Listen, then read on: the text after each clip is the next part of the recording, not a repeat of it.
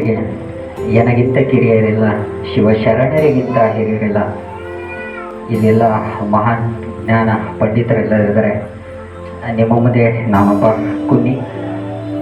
ಶ್ರೀ ವಿಷ್ಣು ವಿಶ್ವಾದಿ ಮೂಲ ಮಾಯಾಲೋಲ ದೇವ ಸರ್ವೇಶ ಪರಬೊಮ್ಮನೆಂದು ಜನಂ ಆವುದನ್ನು ಕಾಣದೊಡ ಮಲ್ತಿಹಿಂ ನಂಬಿಹುದು ಆ ವಿಚಿತ್ರಕ್ಕೆ ಶರಣ ಮಂಕುತಿಮ್ಮ.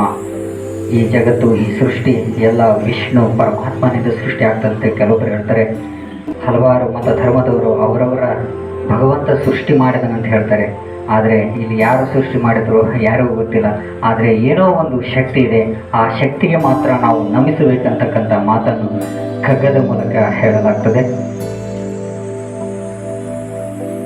ಇನ್ನೊಂದು, ತರಣಿ ದರ್ಶನಕ್ಕಿಂತ ಕಿರಣಾನುಭವ ಸುಲಭ, ತರಣಿ ದರ್ಶನಕ್ಕಿಂತ ಕಿರಣಾನುಭವ ಸುಲಭ, ಪರಮಶಾಸ್ತ್ರಕ್ಕಿಂತ ಸರಿಯುದಾಹರಣೆಯೇ ಪರಮ ತತ್ವವ ಕಂಡ ಗುರುವ ನರಸುವುದಲ್ಲಿ ದೊರೆತಂದೆ ನೀನು ಧನ್ಯ ಮಂಕುತಿಮ್ಮ.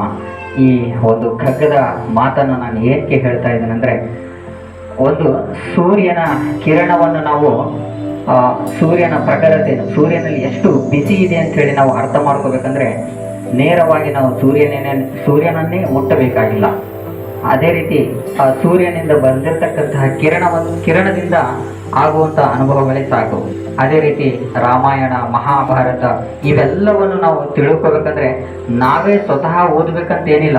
ಇಲ್ಲಿ ಕುಳಿತಿರ್ತಕ್ಕಂಥ ಮಹಾನ್ ಜ್ಞಾನ ಪಂಡಿತರು ಅವರಿಂದ ನಾವು ತಿಳ್ಕೊಂಡ್ರೆ ಸಾಕು. ಅಂತಹ ಗುರುಗಳು ನಮಗೆ ದೊರೆತರೆ ಅದೇ ಧನ್ಯ ಅಂತಕ್ಕಂಥ ಮಾತನ್ನು ಇಲ್ಲಿ ಹೇಳಲು ಇಚ್ಛಿಸ್ತೇನೆ.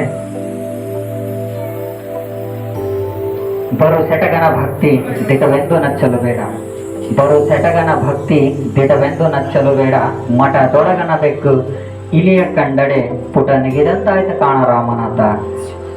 ನಮ್ಮ ಭಕ್ತಿ ಬರು ಸೆಟಗನಂತಿದೆ. ಅದು ಯಾವಾಗ ನಿಜ ಸ್ವರೂಪ ಹೊರಗೆ ಬರ್ತದೆ ಅಂತೇಳಿ ನಮ್ಗೆ ಗೊತ್ತಾಗಲ್ಲ. ಮಠದೊಳಗಡೆ ಒಂದು ಬೆಕ್ಕಿರ್ತದೆ, ಅದರ ನಿಜ ಸ್ವರೂಪ ಇಲಿಯ ಕಂಡಾಗ ಗೊತ್ತಾಗ್ತದಂತೆ. ಅಂತಹ ಭಕ್ತಿ ನಮ್ಮದು ಆಗಬಾರ್ದು, ದಿಟವಾಗಿರ್ತಕ್ಕಂಥ ಭಕ್ತಿ ಆಗ್ಬೇಕಂತೇಳಿ ಹೇಳ್ತಾರೆ.